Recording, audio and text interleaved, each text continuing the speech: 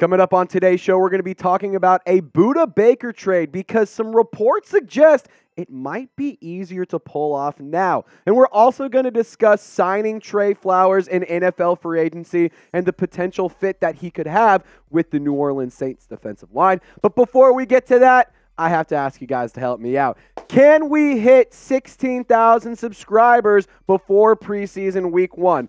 We're a little over a month away from that, so we have some time to get there, but I don't want to take any risk. I want to get there as soon as possible. We're currently sitting at 15,178 subs, so Saints fans, let's make it happen. And if you don't want to do it for me, do it for Lance Moore. I mean, he legitimately probably maybe didn't not say this. I don't know. Maybe he did. Maybe he didn't. I just, threw this together. He said, I want Saints Now by Chat Sports to hit 16K subs for the legendary number 16. Hit that sub button. We like to have a lot of fun. We're Saints fans. Saints content by Saints fans for Saints fans. Hit that sub. Turn on your noties. All right, let's get into Budda to the boot. I just love that title, so I'm going to use that every single time we use it. But he requested a trade back in April after failing to get a new contract. In case you forgot, the Arizona Cardinals did get a trade request from Budda Baker, from the safety, and he did attend the Cardinals' mandatory minicamp, and he plans to attend training camp coming up here in a few weeks. And in 2022, PFF ranked him number 19 out of 88 qualifying safeties. And the new report is Budda Baker's agent said that the safety is not looking to become, quote, the highest paid safety. So we're going to get to numbers and money here in just a second, but I want to address the fit here because Budda Baker, I think, could step into the safety depth chart and he could elevate it more than you could even imagine. And I'm not going to sit here and say the safety depth chart's bad because I think quite the opposite. I think Tyrann Mathieu, phenomenal and strong leader. You have a guy with Johnathan Abram, Smoke Monday. He's unproven. He's a dog, and he is scrappy. When he was at Auburn, he was elite. You have Jordan Howden. You drafted him this year in the day 3. And then J.T. Gray as well. You do have some depth there. Marcus Maye, he's a quality safety. He had some injury issues last year, but when he's healthy, when he's playing, I truly do believe that he has the ability to be a good safety. So let's get to the numbers here. So Budda Baker is at number 7 right now in terms of the highest paid safeties per year at $14.75 million. So he's not seeking that $20 million to take over Derwin James. He's also not, he's not trying to do what Jesse Bates did, go 16.01 just to beat out Harrison Smith at $16 million. I mean, I think that's kind of funny. I just think that number's hilarious that Jesse Bates was like, no, I don't want to be tied. Give me that extra little bit. But I think that Budda Baker, you would still have to pay him probably upwards of $17, $18 million a year. That being said, look what you can get out of him.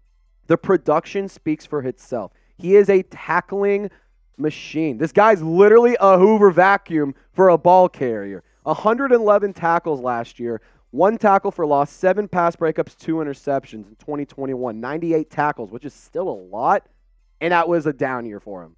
6 tackles for loss, 6 tackles for loss, 7 pass breakups, 3 interceptions. He also had 118 tackles in 2020. And what I see in these numbers is 15 games played, 17 games played, 15, 16. So the guy is available, and the best ability is availability. And in terms of his coverage and PFF grades, his overall PFF grade, a 73.7, an 80.2 run defense. He also had a pass coverage grade of 59.0. Not amazing, but it's not bad. And his coverage grade was a 69.1, which is why he was able to get that ranking of number 19 out of 88 qualifying PFF graded safeties. And that coverage grade is very nice. It's 69, I like. So it just be like that. It's one of those things where Budda Baker is an intriguing guy, and he is a very interesting target. He's a phenomenal leader, could really fit in with this depth chart and give it a lot of juice. And I'll just sit here and say this. Could you imagine having Budda Baker on the same defense with Cam Jordan, Demario Davis, Tyrann Mathieu, Paulson Adebo, Marshawn Lattimore, Alontae Taylor? I mean, I could keep going, but I'm not going to because you guys get what I'm saying. It would be awesome to see that. But what I will say is it's going to be expensive. A trade, probably you're going to have to cough up quite a bit of assets. So with all of that in mind, should the New Orleans Saints trade for Budda Baker? Type Y for yes, type N for no. Let me know whether or not you want the veteran safety in the boot. This is going to be the pinned comment, so if you get hit with the YouTube ad break, take advantage of it. Scroll on down, let me know, and don't forget that hit that thumbs up icon. All right, so let's talk about signing Trey Flowers now. And what I will say this, if you guys are not new to this show, I'm an Arkansas guy. Arkansas legend Trey Flowers. So, I just had to give that little anecdote out because, woo pig, sorry about it. But edge rusher Trey Flowers is an intriguing option opposite of Cameron Jordan because Isaiah Foskey, you went and drafted him at number 40 overall in the second round. I think that he's going to be incredible this year. I also have I have pretty high expectations for Carl Granderson as well. The work he's been putting in this offseason, it shows. He's looking pretty good at OTAs, at minicamp. He was very active. He was getting around. He was doing a lot of drills, being a very key piece of that defensive line. And also, I think that Peyton Turner maybe not be a guy that you want to keep around long term. And if he gets hurt again, Trey Flowers is somebody that's intriguing. And I'm going to give some more thoughts on this here in just a second. But before we get to that, I need you to help us out. Support the show. If you like getting deals, if you like getting things for sale, we got a sale for you. 40% off for 2 t-shirts at chatsports.com/Saints combo. Excuse me, y'all. But you get 2 t-shirts for the price of 1 because it's 40% off. It's a great deal. I'm going to be repping mine whenever I go to Bourbon Street next time. Or if I'm over at the Caesar Superdome later this summer, I'm going to be rocking the gold shirt. No question about it. Join me in getting this awesome deal. Chatsports.com/Saints combo. Use that link to take advantage of that deal.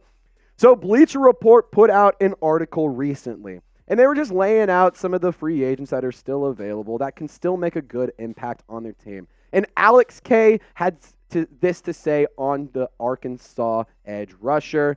Was with Dolphins last year, was with the Patriots, the Lions. He's been kind of around a little bit. But here's what she said.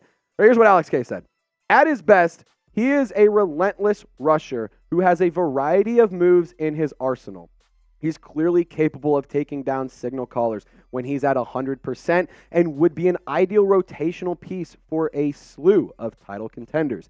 Given Flowers is unlikely to make anything more than the veterans minimum on a 1-year prove-it type deal, there's little risk for any team willing to take a chance on his resurgence. So it is a resurgence that would be required if you want to get quality production out of him. 2019 was the last year that he played most of the entire season.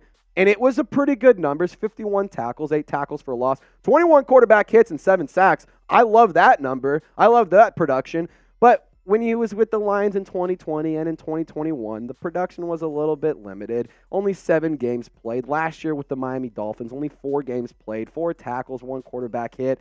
The numbers do not jump out at the screen for you. However, I will say this, and I'm not saying this just because I'm an Arkansas alum, but I wouldn't hate bringing in Trey Flowers because the edge rusher market is pretty thin. And if you want to go and get a guy that's a really quality piece or a game wrecker, you're going to have to trade a lot of assets away in order to go and get him. And in terms of some free agent edge rushers that are available, you can go and get a guy like Robert Quinn, who was with the Philadelphia Eagles last year, didn't do a ton with Philadelphia last year. He didn't have the craziest production.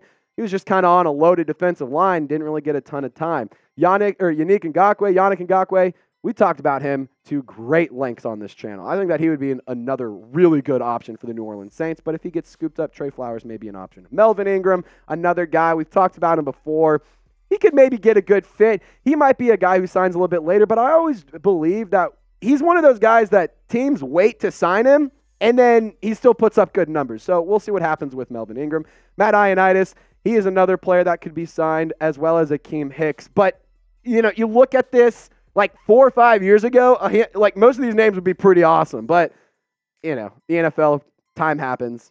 Things change. People get old. It'd be like that. So my point is there's not a ton of edge rushers still available. You do have a guy like Jadeveon Clowney. I don't think it makes a ton of sense for the Saints to go and sign him because of the connection with him and Joe Woods. They ended on bad terms last season. So, That's my whole take on this. That's my whole spiel on why I think that Trey Flowers is a little bit more intriguing than people may initially think about. So I want you to sound off for me here, that nation. I need you guys to let me know. Do you think the Saints should add an edge rusher? Or do you have full faith in Isaiah Foskey and Carl Granderson opposite of Cameron Jordan?